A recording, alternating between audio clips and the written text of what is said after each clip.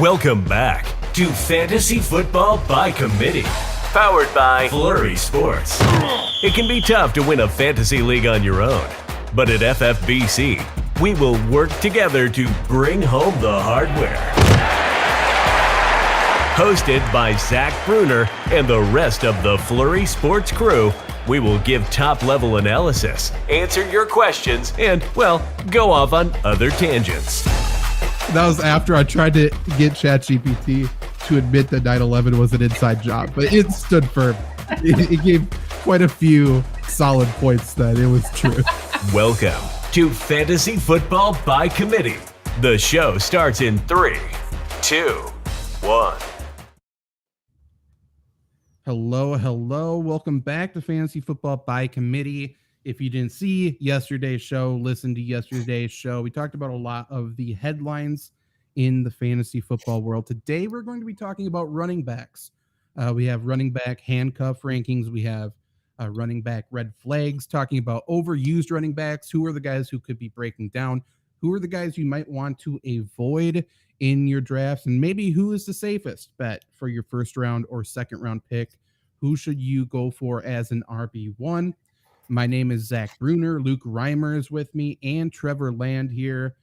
The entire committee so far for Fantasy Football by Committee.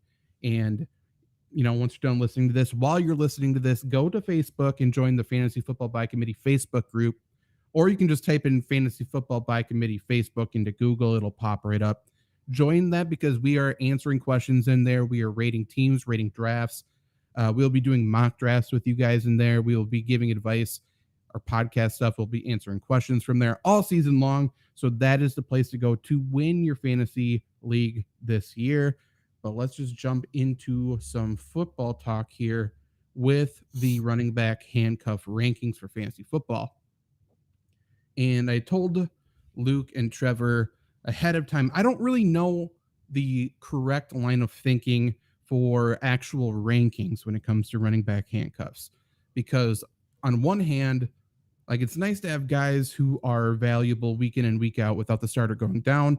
We've talked about Jamal Williams a lot in the past, in past seasons, where it's like, this guy's going too low. One, has flex value week by week, and he would be great if the starter goes down. So he's a handcuff in that way.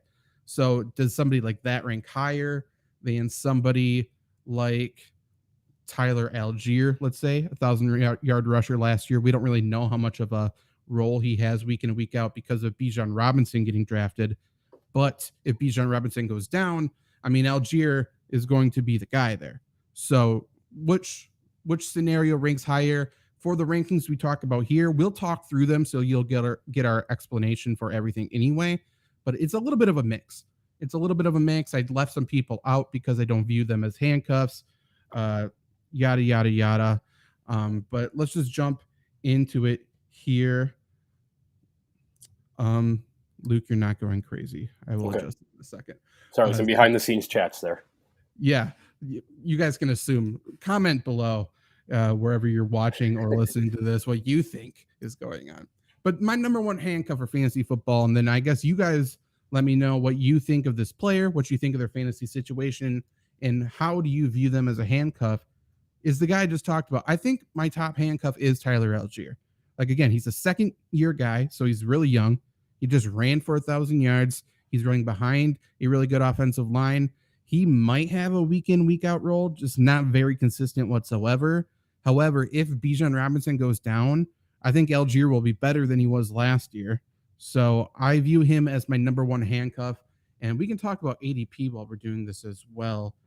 So I will say in PPR leagues, Tyler Algier is going as running back 43, which is 117 overall. So pretty late in drafts.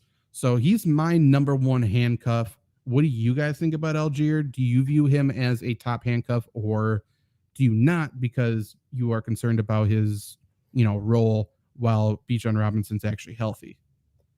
It's obvious concern, right? With Bijan Robinson, like Bijan Robinson is probably, I don't want to call him a Derrick Henry guy, but in terms of carries, it feels like Bijan Robinson can be a workhorse. So can BJ Raji. Yeah, right. But Zach, to your point, I mean, like Algiers coming off a 1,000-yard season. Atlanta wants to run the ball. Arthur Smith is kind of made that his identity. It does feel like Algiers should have some sort of role here. To your point, it is a little concerning given Bijan's workload and what he can do.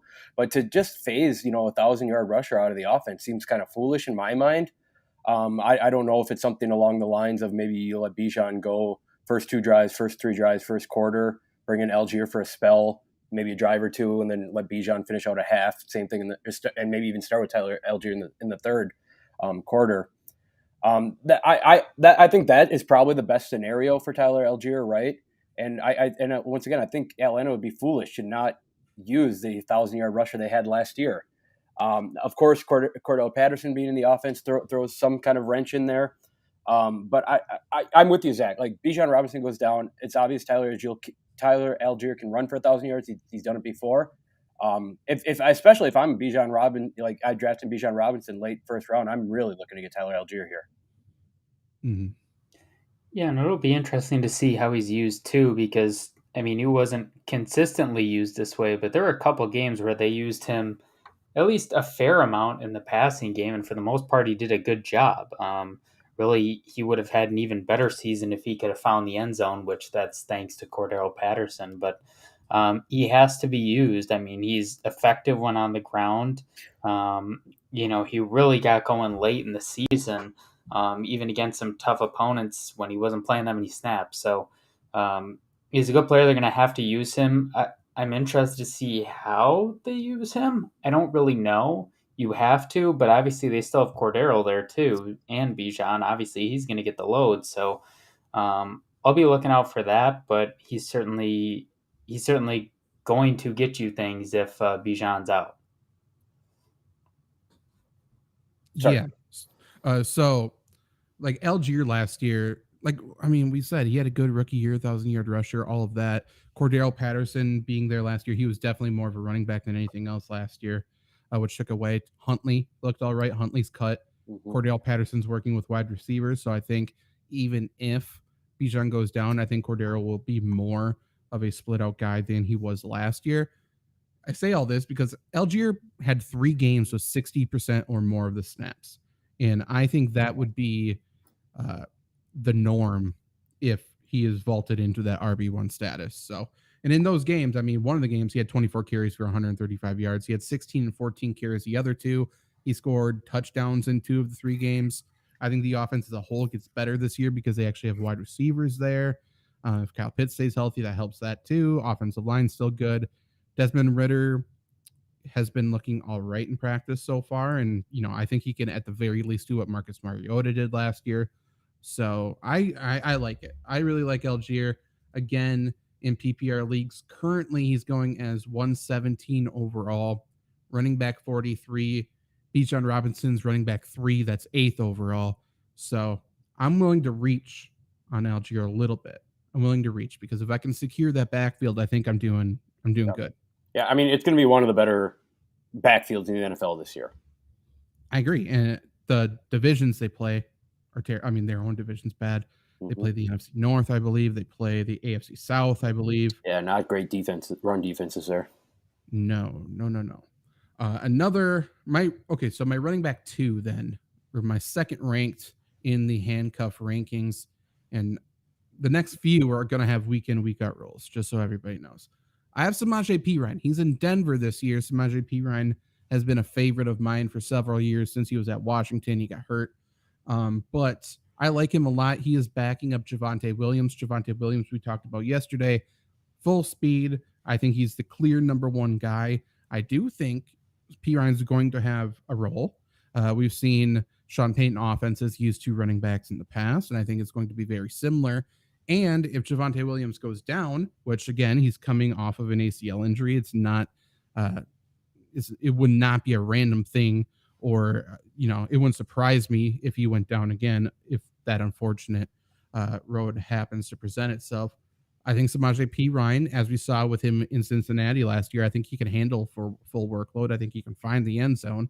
And I think this offense as a whole is better as well, too. So I think he would be a firm RB2 for me if he was if he had to become the number one role. And even in his current role behind Javonte Williams, I think he's going to see flex value a lot of weeks. I like him a lot. Yeah, I was going to bring that up, especially with receivers going down. We talked about that yesterday.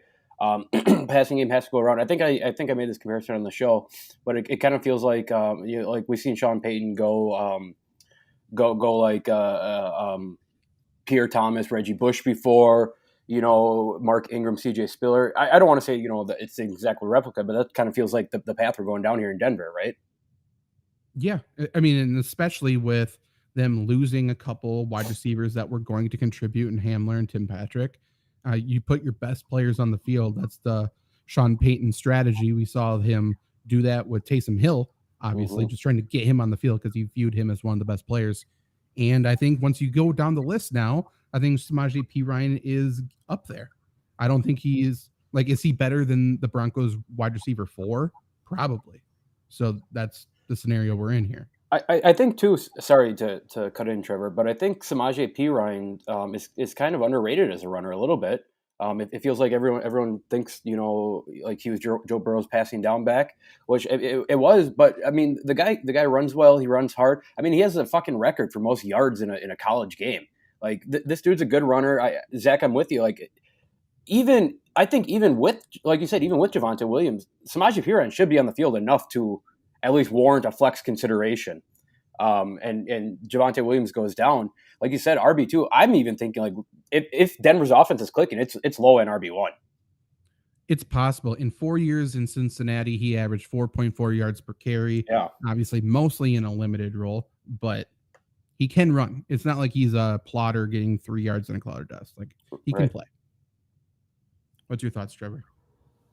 Yeah, I mean, one thing that I always look at too, and I talked about it yesterday too, they're down 2 wide receivers. We still have a month to go before the season starts, a month and change. So there's a very good chance another wide receiver goes down. Heaven forbid, I mean, if Dulcich goes down, I mean, they got Albert O. He's great. And I know they like Chris Manhertz a little bit at least, but I mean, still, he's going to be above the rest of them. So, yeah, I mean, he's going to have a role here some way or another. I completely agree. Currently, Samaje Perine in PPR leagues is going as running back 38.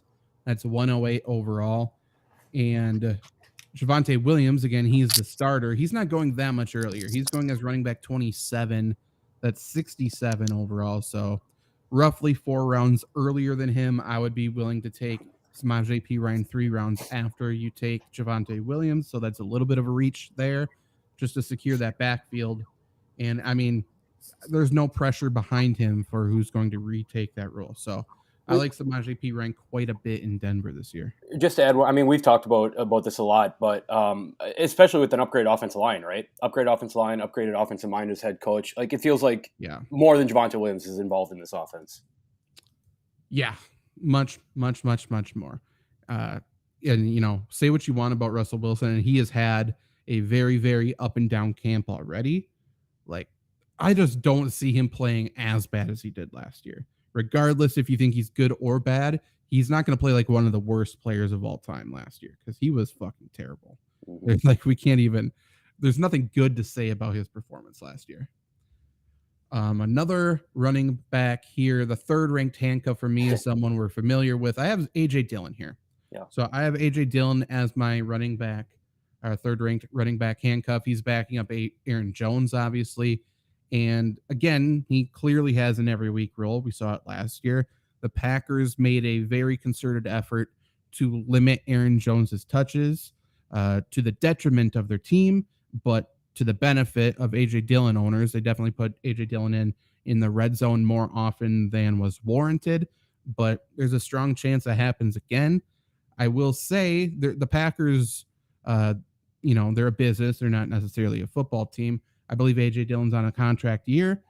That could mean 2 things. That could mean Aaron Jones is going to see more of the ball this year, or that could mean let's see if we can run A.J. Dillon into the ground.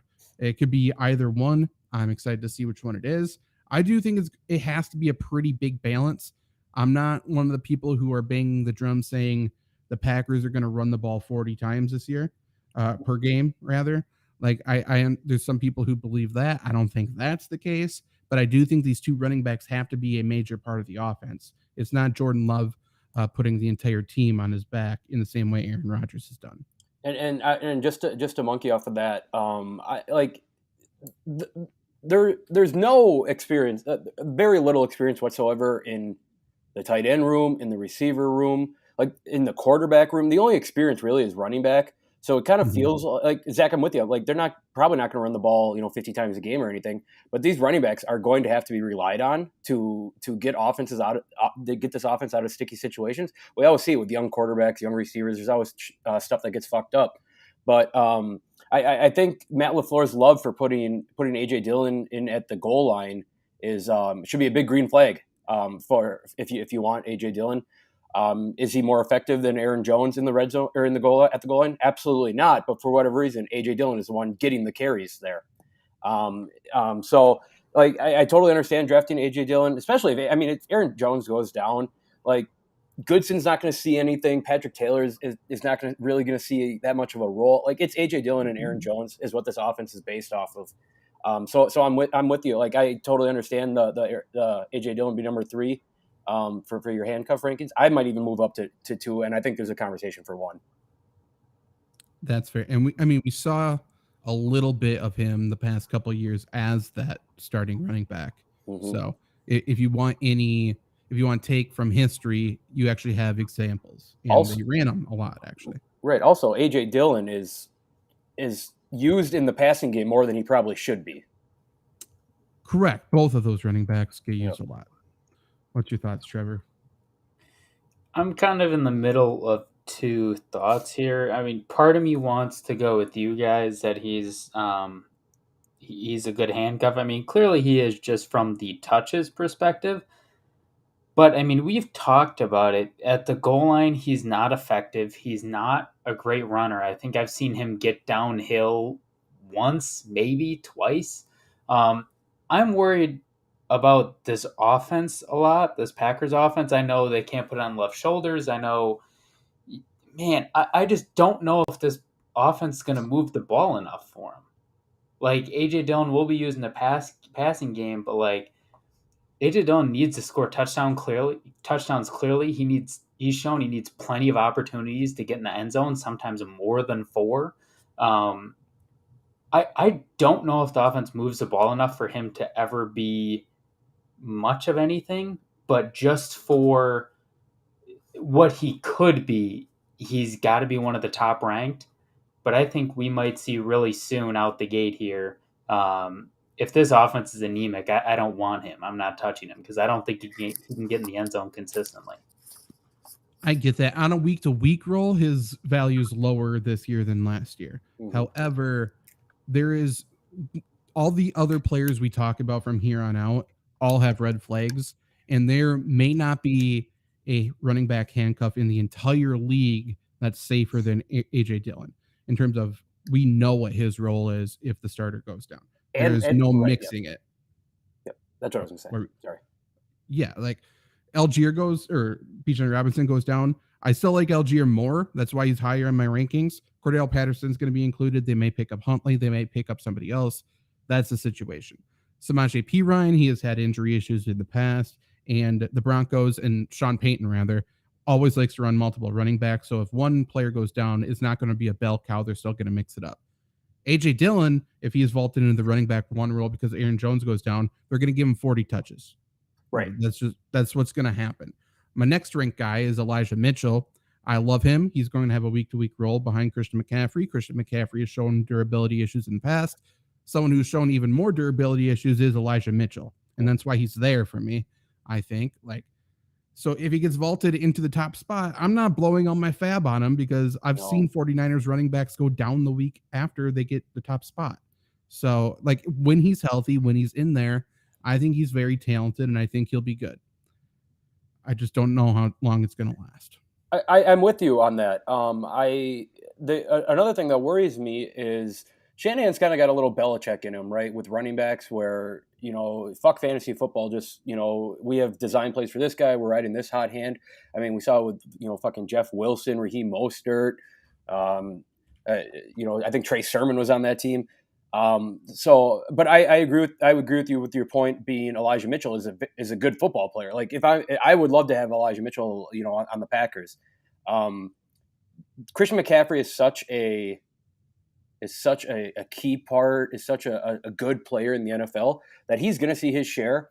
I was actually talking about this with a buddy today. How do you rank these San Francisco pass catchers? But I think you can put Elijah Mitchell in there because at best, everyone's healthy. Elijah Mitchell, you're not going to start him or anything. He's probably the sixth option on this offense. I think that doesn't go up very much if Christian McCaffrey goes down. Like I think that maybe he gets vaulted up to the fifth, fourth option. So to me, Elijah Mitchell, he's a good player with a bad role, and I think I'm staying away from him, even if I'm a Christian McCaffrey owner this year. Okay. What's your thoughts, Trevor? It's so tough to get a read too, because when was McCaffrey traded over there? He was traded like middle of the season, right? But right before the trade deadline. Yeah, and Elijah Mitchell still had a 10 touch per week role. Yep. Yeah, and I mean it's tough too because we only saw Elijah Mitchell in a game with him I think 4 times, and one was week 18 that I don't think McCaffrey played nearly as much in. But beside the point, like I love Mitchell. He's a great player. I just don't know if he can stay healthy. And then if he stays healthy, like I haven't seen him consistently show us, or Shanahan consistently show us what his role is when McCaffrey's here. He's going to have one, but how much of a role it is a pretty big question mark for sure.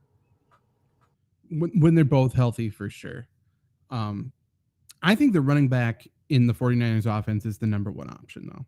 Like, so if Christian McCaffrey goes down, I think Elijah Mitchell becomes the number one option in this offense. That's kind of how I see how the 49ers work. And even still, like, they're going to take McCaffrey out in the red zone sometimes because he's going to be the workhorse to get them down there. And I don't trust Deebo Samuel ever going back into that backfield role for as many snaps as we saw him do it in the past. I will say the other running back that they like this year so far, Jordan Mason's still there. Tyrion Davis-Price, they've said he's had a good camp, and I assume he'll be involved, obviously, if Christian McCaffrey goes down. However, do you know who the running backs coach is there who said that he really likes him? You guys know who it is there? Anthony Lynn. So I'm like, not great. No, don't trust what he has to say. Yeah. He's I'm not sure why he's there. I have a feeling he has some dirt on Kyle Shanahan somewhere. If I needed like a reference letter from anyone, Anthony Lynn would be my last pick on earth. Yeah, it's not good. No, he lost his job in Detroit when they were bad. Like they were really bad, and then he got fired, and they were still bad. It didn't matter. They had no reason to get rid of him, and they still did. That's how terrible he is. I still can't get over at the Chargers. With like 3 weeks left. Yeah, we're out of the playoffs. Nothing to play for anymore. To his rookie quarterback. He's an idiot, dude. It's a masterclass of how not to like lead anything. Terrible. It's crazy that he didn't totally destroy Justin Herbert. I know. And they've been doing a very good job trying to there. They've been doing everything they can. Yep. And he's fine. He's doing for as dumb as Lynn is, though. I will give him credit. I don't think he would have pulled a Staley calling a timeout, not taking the tie to just make the playoffs. I'm not a Staley guy either. Chargers have a lot of issues. It's the Charger way. It is, and I like their GM too, so it's tough. Yeah, I like their team. Yeah, I mean, great roster. Except for the coaches. And they're always hurt. Always. They've been healthier lately, but still not good. Next running back here is the rookie. I don't think he has that much of a role week to week unless the leader goes down. However, the leader is definitely a bell cow. I'm talking about Derrick Henry. Obviously, he's going to see possibly the most carries if he stays healthy for the entire season. And the handcuff I like is Tyjae Spears. Yep. He is the rookie there. He's really talented. I think he can do a lot of things. I think he can be involved as a receiver a little bit, even when Derrick Henry is healthy. But I think there's no doubt that he is the leader. And I think they would treat him as a bell cow if he's vaulted in the number one role. Son Haskins is nothing at this point anymore. So I think it's a Spears job. There's a chance they would sign somebody, but I think they would still, even if they signed like a veteran off the streets or something, I think they would still give Spears the nod. Yeah, I to me, like Tennessee, like we talked about, Tennessee's offensive line is not the greatest of all time or anything like that.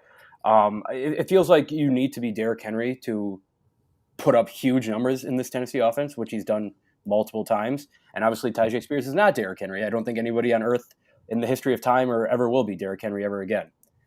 So I like if you draft Derrick Henry, you grab Tyjae Spears. Obviously, you know he's not going to put up the Derrick Henry numbers, but I don't even know if he puts up the half of the Derrick Henry numbers. You know, I think he's really good. Okay. I think he'd be fine. Okay. I think Tennessee should sign Mercedes Lewis and Kareem Hunt. I think that would be a fun little test there. But I mean, Derrick Henry. I mean, what is there not to say about him? Dude's an absolute beast. He doesn't get hurt. He doesn't miss time. You can't stop him. You can only slow him down, and his schedule is incredibly easy this year. So really, the only thing that stops him is getting hurt. And if he gets hurt, you look at that schedule. That's an easy schedule. I think Spears should be able to do enough. I don't know enough about him to say just how good or how incredible he may be, but I think a lot of people should be able to run against that schedule this year. I will say, so just in terms of value, just so people can measure what I think of him, if Derrick Henry goes down, I think he's a mid to high running back too. So I think he would be very startable for you. And currently he's going as running back 56 in PPR leagues, and that is 179 overall. So not really going drafted.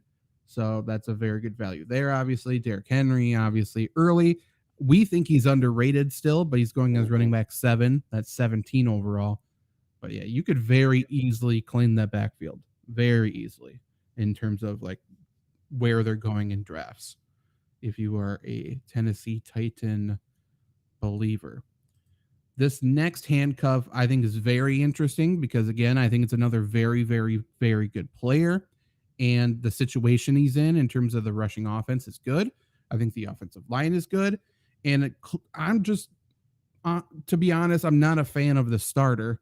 So I'm talking about Gus Edwards as the handcuff. Yep. And J.K. Dobbins is the starter who still hasn't reported to training camp. Again, these running backs need to stop trying to make business deals when their stock is at an all-time low. Mm-hmm. Jonathan Taylor, J.K. Dobbins. We've seen Joe Mixon take a pay cut. We've seen Aaron Jones take a pay cut. We've seen these other guys take pay cuts. And J.K. Dobbins has only been hurt, and he pisses and moans on the sideline. That's all he does. Mm-hmm. Now he's like, I deserve to be paid. Not going to happen. So if he doesn't show up, or, he's not in football shape, he shows up and gets hurt again, as is the J.K. Dobbins way so far in the NFL. Gus Edwards, all he does is run for 5 yards per carry. Yeah, he's a good player. So he's a really good player. If he's the RB1, I think that backfield is more clear cut than it has been in the past. I think he would very clearly be the RB1. Yep. I think Melvin Gordon would mix in. I still think Melvin Gordon's a good football player. He's not as good as Gus Edwards is at this point in each of their careers, though. And again, there's a Lamar Jackson factor in terms of he's going to run, he's going to steal some touchdowns. But as the RB1, Gus Edwards is a very clear RB2 for me as well. Yep. I'm with you. Like talent alone, I think Gus Edwards could start in the NFL. He probably should be starting in the NFL. Ravens running backs are always a confusing thing, right? But maybe I'm overrating Gus Edwards, but he might be the best running back in that backfield or in that room. I think Baltimore needs to get Gus Edwards on the field, especially in that fucking hard-nosed AFC North, man. They beat the fuck out of running backs, linebackers beat the fuck out of, So I'm with Gus Edwards. I think even with J.K. Dobbins, I think he has somewhat of a spelling role. And like you said, there's red flags around J.K. Dobbins right now. Like the dude's not at practice. He like Harbaugh is like, I don't know what's going on. You know what I mean? So I'm with you. Like, and just to add on to Gus Edwards, the dude got a 99 overall card in Madden this year. I mean, what else is there to say? I guess. Right. Yeah, Gus Edwards is miles better than J.K. Dobbins. And I mean, I'd assume if J.K. Dobbins pisses the coaching staff off, why would they pay him? And I don't know why would you use him if you don't have to? I mean, he's not the best running back here. I mean, maybe run him into the ground, but he's not even going to be in shape. He's going to get hurt again. I say this year, Trevor injury guess, he's probably going to like break his foot or like break an arm. Is that guaranteed, Trevor? It'll be in that realm. He's going to break a foot or an arm. Get the graphic. I don't want to guarantee an injury, but like, dude sucks. Dude's never on the field. And when he is, they don't use him. And if you don't agree, look at that game against the Bills. I think he had like 2 touchdowns and 50 or 75 yards in the first quarter. Didn't give him the ball again. So, no, I don't like him at all. Okay, I want to be clear for me at least. I think he's better than Gus Edwards. I think he's good. I don't like him. And I think he's a bad teammate. I think he is injury prone. And I think he's kind of a bitch. I do think he's very good at football, but not neither here nor there, I guess. I like Gus Edwards a lot. But the 99 overall card, they did like the nicknames, and it was Gus the Bus 99 overall. That's what it was on the back of his jersey. Okay. Dobbins is really good at football. Like, what? I don't know. I think he's good. But anyway, the next one, I have another rookie here then. So if we're counting, for those keeping track at home, 2, 4, 6, this is my 7th ranked. After this, we can cruise through them. But I have rookie Tank Bigsby for the Jaguars as my 7th. Handcuff here. That's behind Travis Etienne. Today, of all days, we had Doug Peterson say that he wants Travis Etienne to run for 1,600 or 1,700 yards. I love it. I want to hear the quote, but because that's for sure not going to happen whatsoever. Like, I think it's probably going to be a 65-35 or 60-40 split regardless. But maybe if we can take something from this quote, if there is any sort of weight behind it, which there probably isn't, they're going to use their running backs a decent amount, which is good because they have really good passing attacks. It's probably going to open up a lot of running lanes. They're probably going to be running against a relatively weak box considering the wide receiver weapons they got. But yeah, regardless, if Tank Bigsby gets elevated to the running back 1 role, he probably will be on track for maybe a 1,600 yard season or something. He is someone who can be a bell cow. He is someone who is a hard runner. He's going to be very good. And when both are healthy anyways, he's going to be the short yardage guy, probably a goal line guy, possibly the red zone guy if it's not an obvious passing situation. So I like Tank Bigsby quite a bit. Just don't fall into the trap of Doug Peterson saying Travis Etienne's going to run for 1,600 yards when much less, get 1,600 total yards. Neither is going to happen. He would get hurt far before that happens. Yeah, and to me, like, it doesn't feel like, Travis Etienne's, I've said this before, he's not a workhorse guy. He feels like a guy that you need to have on your team, but he's a guy that you probably can't run into the ground, right? Right. And just talking about Doug Peterson, like, I just pulled up, that Super Bowl roster from the Eagles, and he had 3 running backs on that team with over 70 or more carries. Like, running backs are involved in a Doug Peterson offense. You get Tank Bigsby, you can take some of that stress off of ETN because he does so much work in the passing game, so much work pass blocking and running. I think it was an awesome draft pick for Jacksonville. And I have a rookie draft coming up in Dynasty, and Tank Bigsby is like probably 3 or 4 on my big board right now. Like you said, Zach, it's 65-35, 60-40. Getting that out of a rookie where his ADP is, I think even more than a handcuff. I think if you don't have ETN, I think you should draft Tank Bigsby. I agree. Yeah, and on top of that, like, I think the Jags have weapons, but they have Ridley, Kirk, Zay Jones, Evan Ingram at the tight end. Then not a whole lot, in my opinion. So I think if one of those guys goes down, and you assume one of them goes down for a couple weeks somewhere or another, guarantee Trevor, the running backs get more work. Yeah, I mean, it's just part of their offensive philosophy regardless. Like, they're going to be running the ball a lot, so they have to run the ball. I mean, maybe I'll get crucified for this. Trevor Lawrence is fine. He's just not that great of a quarterback. I think he's fine. He needs a running attack to set him up, so they're going to run the ball. That's the Doug Peterson way. That's how it was when he was a player and with those teams, and that's how it is going to be here. So that's it, I suppose. With these other running backs behind or lower in the handcuff rankings, I have Devin Singletary backing up Dameon Pierce. I have Jalen Warren backing up Najee Harris. They really like him there. Antonio Gibson kind of backing up Brian Robinson. I only have him there just because, like, I think Antonio Gibson has a major role in this offense. But if Brian Robinson goes down, then Gibson's going to be the lead runner as well. So that's why he's there. I have Zach Evans with the Rams backing up Cam Akers. Again, he's going to have a major role. And then Zamir White backing up Josh Jacobs. He's getting all the starter snaps right now. So he's going to be experienced. He's going to know the playbook. He's going to coaches know exactly what he is. So I think they're not going to be worried to put him in normal situations, and they're not going to be worried to put him in if Josh Jacobs either gets hurt, doesn't agree to the deal, or whatever the case is. Now, one player you might notice isn't included. Some people may have been waiting for it. David Montgomery. Yeah. He is not a handcuff to me. I think he is the starting running back for Detroit. I think Gibbs is more valuable for fantasy. I just think David Montgomery is the starting running back. And if David Montgomery goes down, Gibbs isn't going to suddenly be a bell cow or anything. It's always going to be a two-headed monster there. I believe Justin Jackson's still there. I think Justin Jackson would assume the majority of the snaps left behind by either player. So to be honest, the only handcuff I think in Detroit is Justin Jackson. And it would be for both of Gibbs and Montgomery. That's someone to think about. You're not drafting them unless it's a 16-team league or something, or a deep dynasty league. But yeah, that's where I'm at with Detroit. I love David Montgomery. He's just not a handcuff. Yep, I'm with you. Especially, Dan Campbell talking about trying, Jahmyr Gibbs at slot, running a lot of receiver stuff for him. There's a reason they drafted Jahmyr Gibbs. They had a role for him, obviously, as he's already running that role. So to your point, Zach, like Jahmyr Gibbs is probably not going to turn into the 30 carry guy, right, for Detroit. And he's just not an early down guy. Right. So, he might start 0 games this year while having a majority or a very major role in the offense. Playmaker.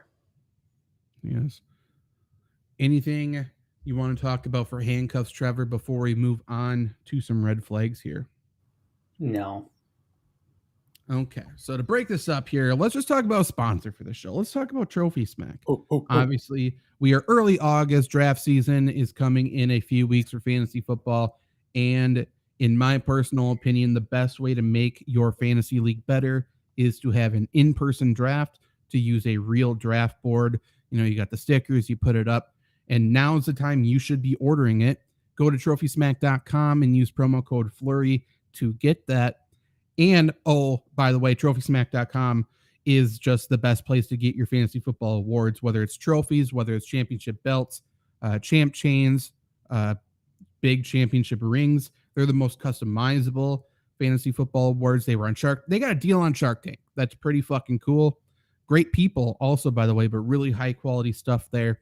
If you use the promo code Flurry when you're buying a fantasy football trophy, just know you get a free championship ring with that as well.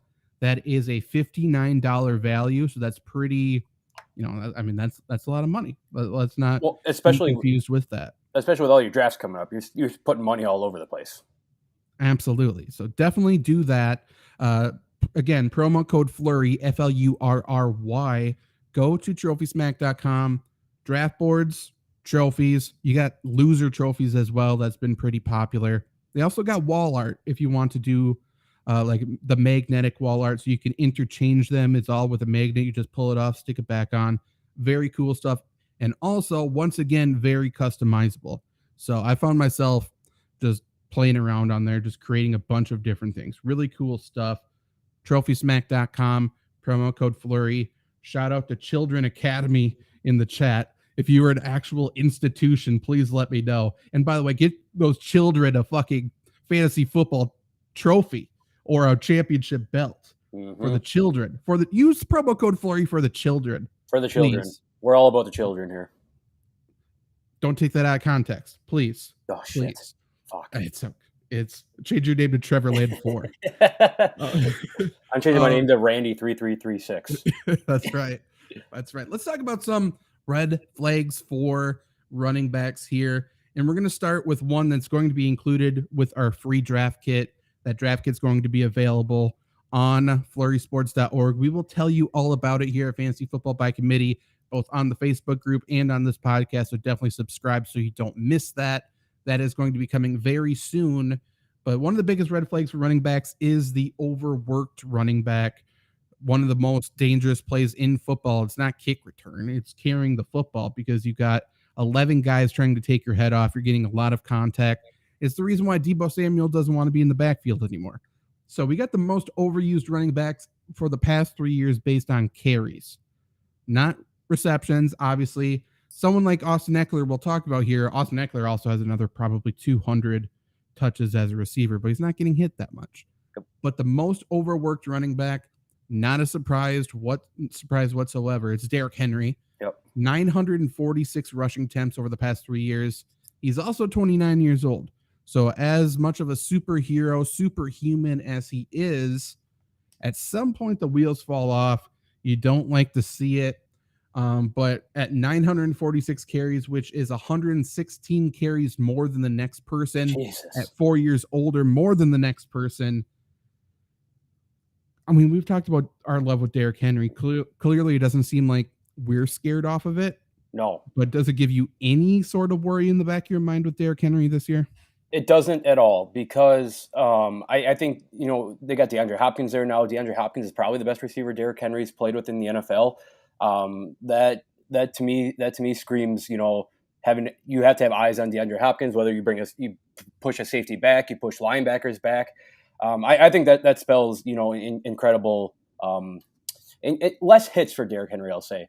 Because you have to keep an eye on DeAndre Hopkins in this offense. Ryan Tannehill is a good enough quarterback to get DeAndre Hopkins the ball anytime, any play.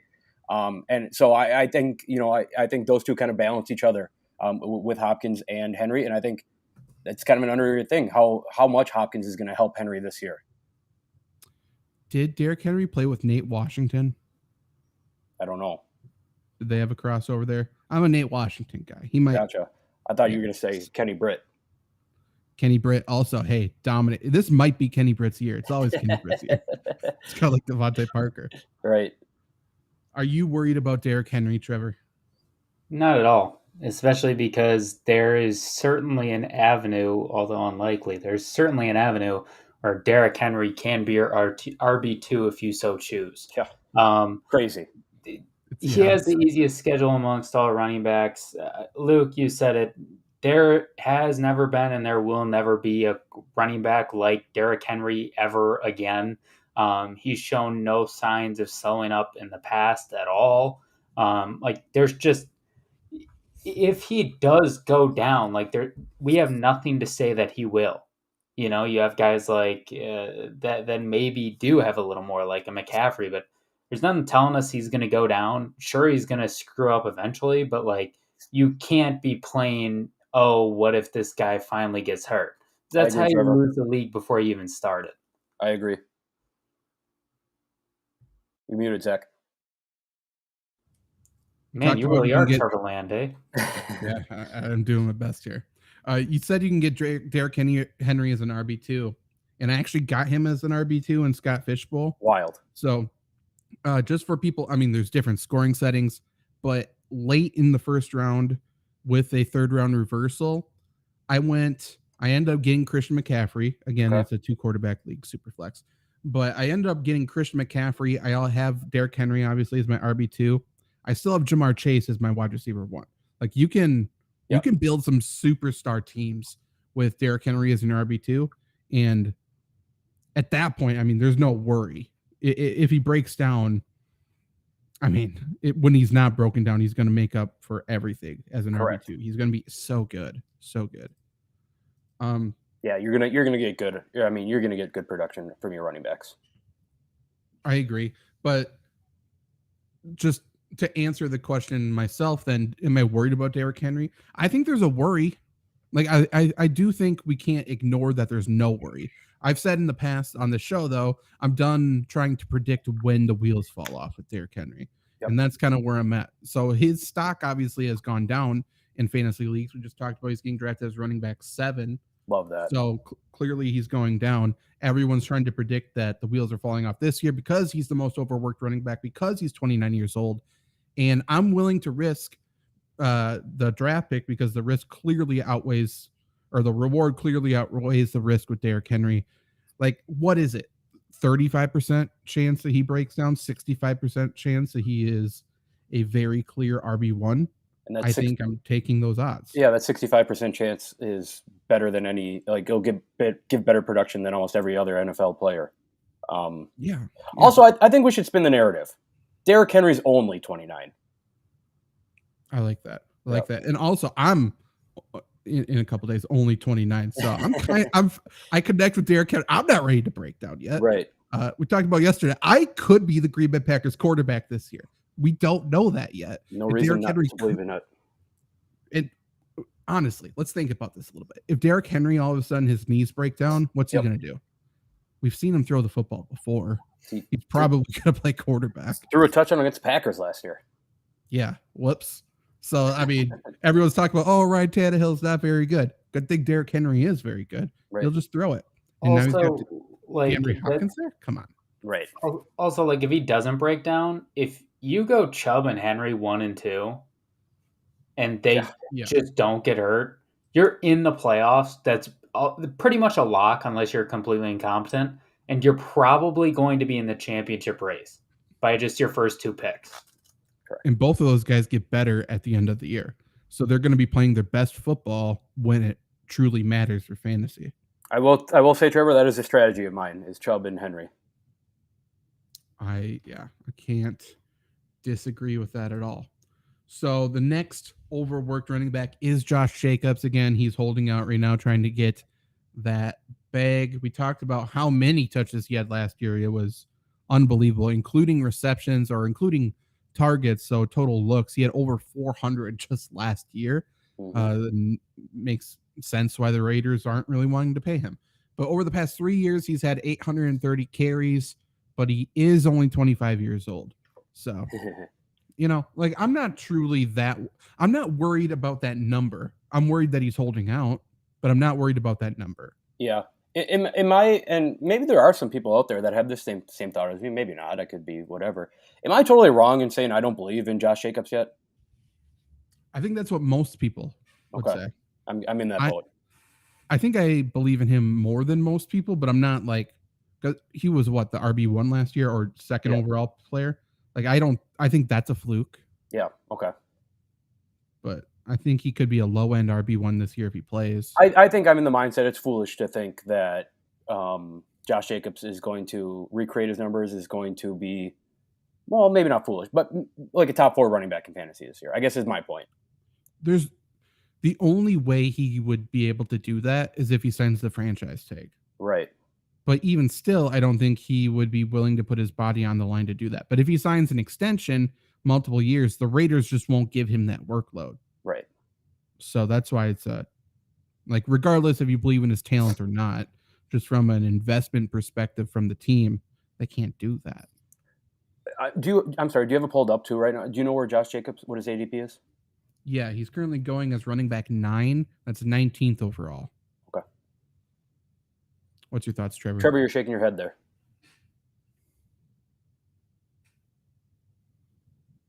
I'm looking at his ADP. Josh Jacobs at 19.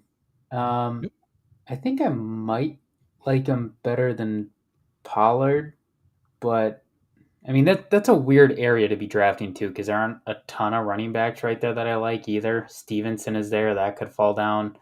I just think after Henry, it falls off a cliff.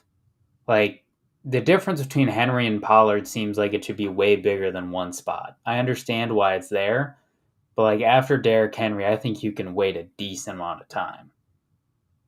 Yeah, which is why you guys talked about going Chubb, Henry. Like that's why that strategy does possibly work. Yeah.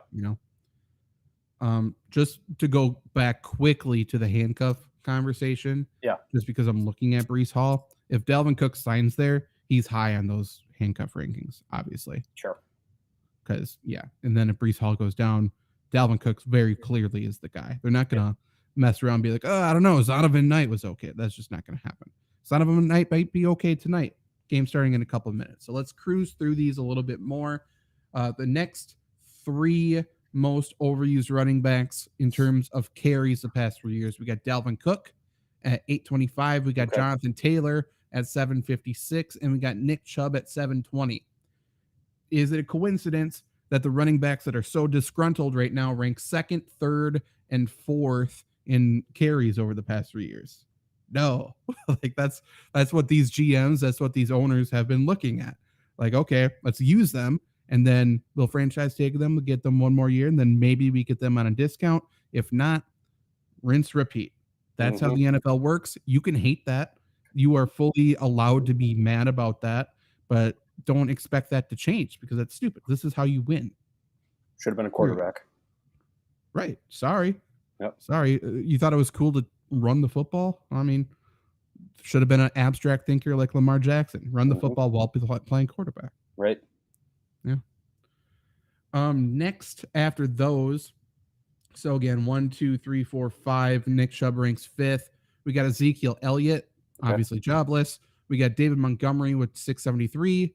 Elvin Kamara with 650. He's obviously been a big receiver as well. Yep. Joe Mixon, 621. He just took a pay cut.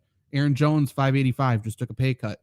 Najee Harris, he's only 25 years old. He's at 579. Antonio Gibson's a little surprising at 577. Miles Sanders, 560. James Conner, 554. Jamal Williams, 534. Austin Eckler, 526. Is there anybody on that list that stands out? Is there anybody, or who are the players on that list that you are completely do not draft, do not touch? And I talked about it yesterday, but I'll reiterate it. Like, I'm totally off of Jonathan Taylor this year. The whole situation is just so, it's like, it's more confusing than, I guess, like why the Pittsburgh Pirates are playing the Milwaukee Brewers on Fox tonight. But there's just way too many red flags. I love Jonathan Taylor. We're all Badger fans here. We all love Jonathan Taylor. The agent needs to shut the fuck up, and Jonathan Taylor needs to get on the field. The Colts aren't a great team. They got a rookie quarterback coming in, rookie head coach. It's just like I said last night. There's just way too many red flags around Jonathan Taylor. I think I'm hands off. I think everyone should be hands off of Jonathan Taylor this year. Also, it's kind of a stupid thing to say, but I think it's very true. A lot more football fans are getting into fantasy football, and that's how they're knowing players. To a certain level, that's causing people to be a little more knowledgeable in the NFL, but also to Jonathan Taylor not keeping his mouth shut and his agent not keeping his mouth shut. If Jonathan Taylor puts out a real shitter this year, people are going to be saying he sucks just because of fantasy. And that is a very dangerous thing to be screwing around with right now. I mean, his fan, if he goes back to the Colts and sucks, that city's going to hate him. Yeah. Because they're already like, they're put their hands over the red button here. Like it's a dangerous situation. My question is, before you jump in, Luke, with Jonathan Taylor, how low does he have to fall in your draft for you to be comfortable taking him? Is it that you're drafting him as your RB2, or does he actually have to fall? He's currently going as running back 5. That's 11 overall. That certainly seems very high for somebody with only red flags right now. He could be a great value, but it's probably red flags. Does he have to fall into the RB2 territory where Derrick Henry possibly could be, or does he have to fall even further than that?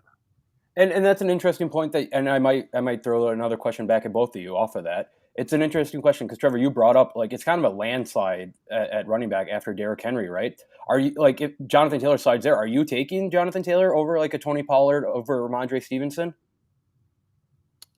I think I am. Okay, interesting. For sure over Stevenson. Okay. I'm weird. When I'm out on somebody, I'm completely out on somebody. Assuming that my strategy will be the running back strategy, I think he'd have to fall pretty far. I like what he is as a player, but I don't know if he falls to that early 3rd round and you're coming on the loop round.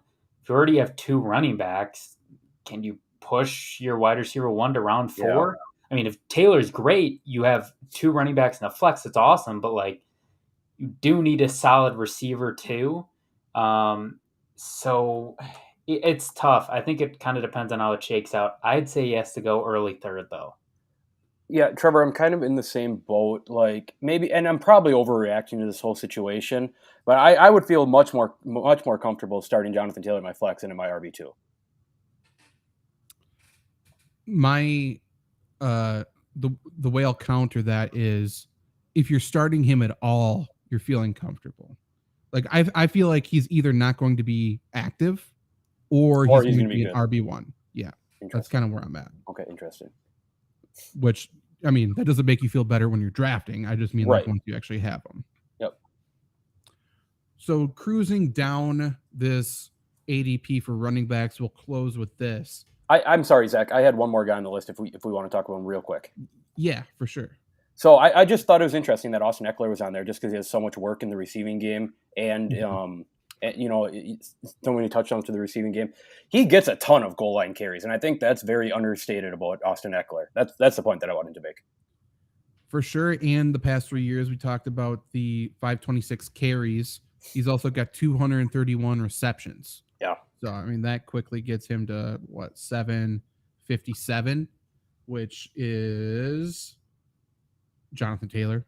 Yeah. Essentially, Jonathan Taylor has catches too. But, Austin Eckler, just because he ranks that far down the list, that doesn't mean he's not getting used.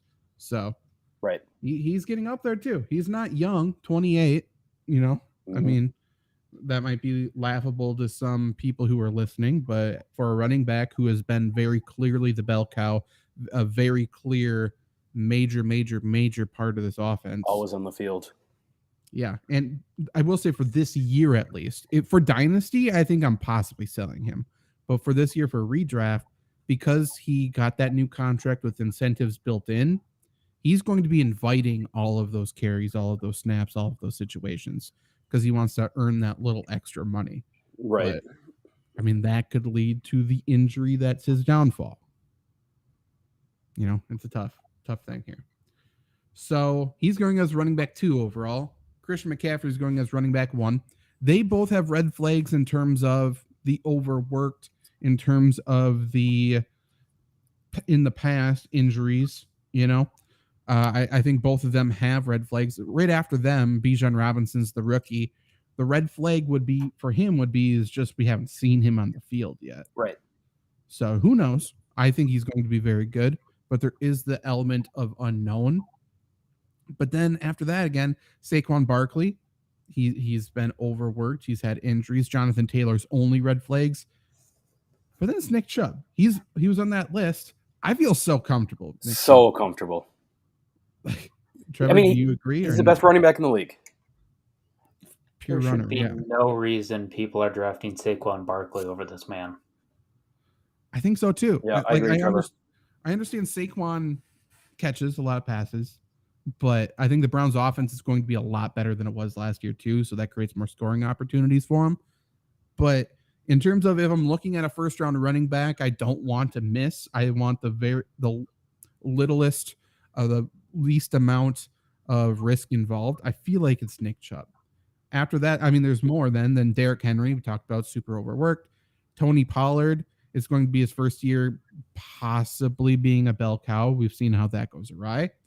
Josh Jacobs severely overworked and holding out. Ramondre Stevenson, his red flag is that the Patriots desperately want to get another running back in there and give them touches. Najee Harris, I think his only red flag is his offensive coordinator, to be completely honest. 100% Breece Hall's coming off injury. ETN had that major Linsfrack injury. Walker's hurt right now. Joe Mixon's been hurt. Aaron Jones has been hurt. Like, there's a lot of red flags all around here. Yeah. It doesn't feel like a great running back year, to be honest, unless you get, like Trevor was saying, the running back strategy. That's fair. My point that I would want to make is I think that's why we see a lot of the Justin Jefferson 1 overall. Yep. Now possibly Jamar Chase 2 overall. I just feel like everybody is thinking the 0 running back strategy might be the way to go because we've seen all of these injuries to first round running backs. My thing is they're all injury prone.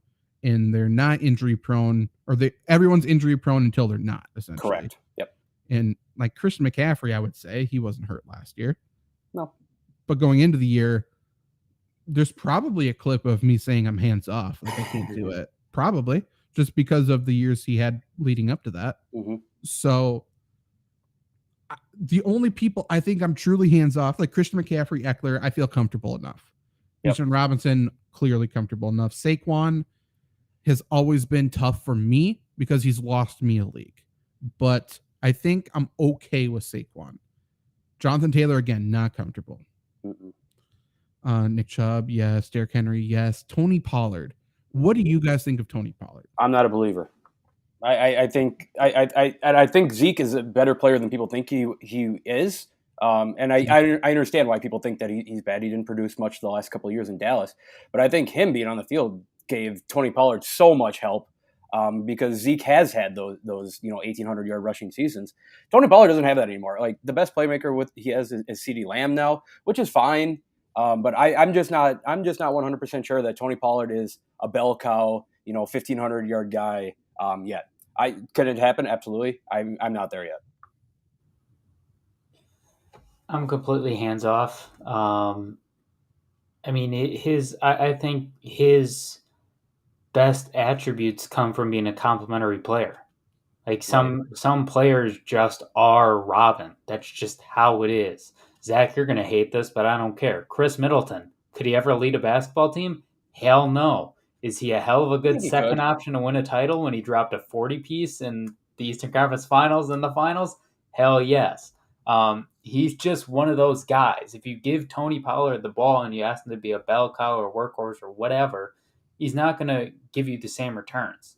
And I agree that I think Elliott's better and people give him credit for, so I'm out on him too. And Trevor's interesting fact of the show is that if you double up on Chubb and Henry, they will both play on the road against the Colts in each other's bye weeks. Thought that was interesting. That's not terrible. I will say I think the Colts can stop the run better than most teams in the NFL, though. Like that's kind of their strength. I was just talking about I was shocked they played the same team. That's true. That is fun. Just to finish up the top 10, then we'll get out of here to watch some not necessarily real football, but the NFL Hall of Fame game. Zach Wilson, baby. Hell yeah. Hopefully I win that stupid DFS tournament I put. You're right. The only real football going on is in the Women's World Cup. No. This is not a misogynist statement or anything. I didn't know that was on. They haven't been promoting it very well. They have not. The knockout stage game, it's at 5 a.m. Central Time. That's fair, and the games are wild times. Good fucking decision, guys. Yeah. Right. I only knew about it because I've been writing about it for other places. I will say I was super hyped.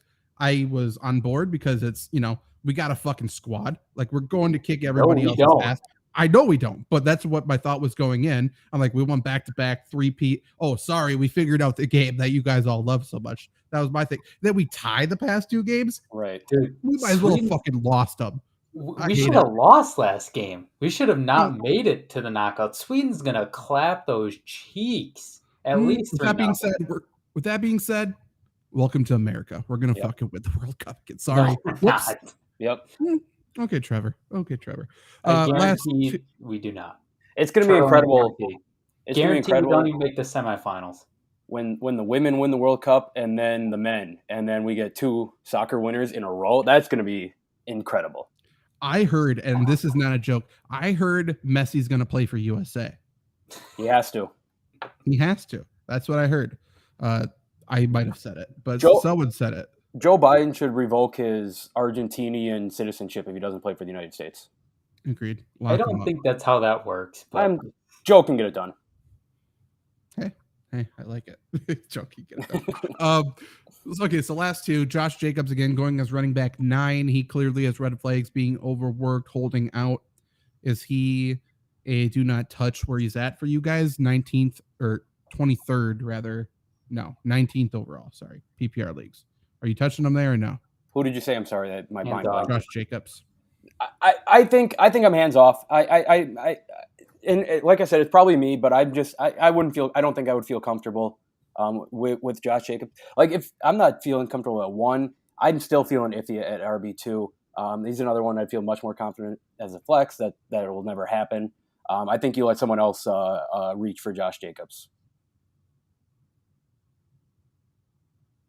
Yeah, I don't want him at all. I've never wanted him. Okay. Then lastly, Ramondre Stevenson at 10. This is a guy who's young. He's 25. Obviously, he has a lot of tread left on the tire because he has been playing, in a complimentary role his entire NFL career. I just think that's going to happen again. I think they're going to sign somebody and it's going to be a split backfield. I think Stevenson's probably going to be the RB1 no matter the situation, but I think it's going to be more split than I'm comfortable with. Yeah. But at 23rd overall, are you guys okay with him?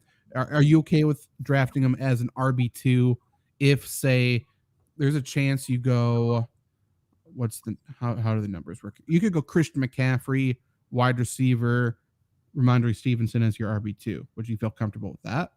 Yeah, I mean, I wouldn't absolutely hate it by any means. My whole thing with Ramondre Stevenson is I've been very invested in this Patriots backfield ever since LeGarrette Blount left.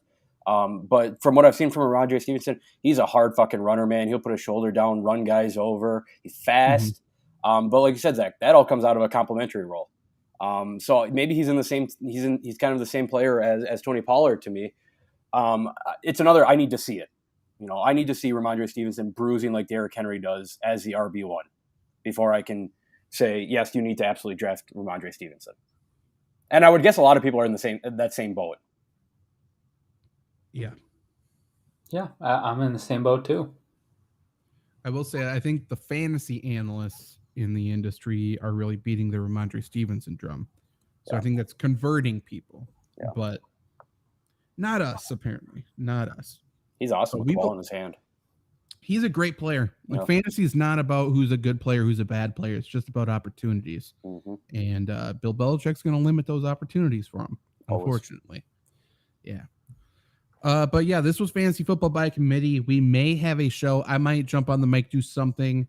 It would be today if you're listening to the audio podcast on Friday. I might do something. We shall see. But otherwise, rate the show, please. Rate it 5 stars, share the show, subscribe wherever you are listening to this. And then also jump over to Facebook, Fantasy Football by Committee Facebook group. We are hanging out there, answering fantasy questions, doing specific live streams over there, mock drafts over there, just simply helping you fucking win this year. That's what we're doing over there. If you like winning, join us and we will help you. Yeah. And just to give a little teaser, I've been putting stuff in Facebook all day today.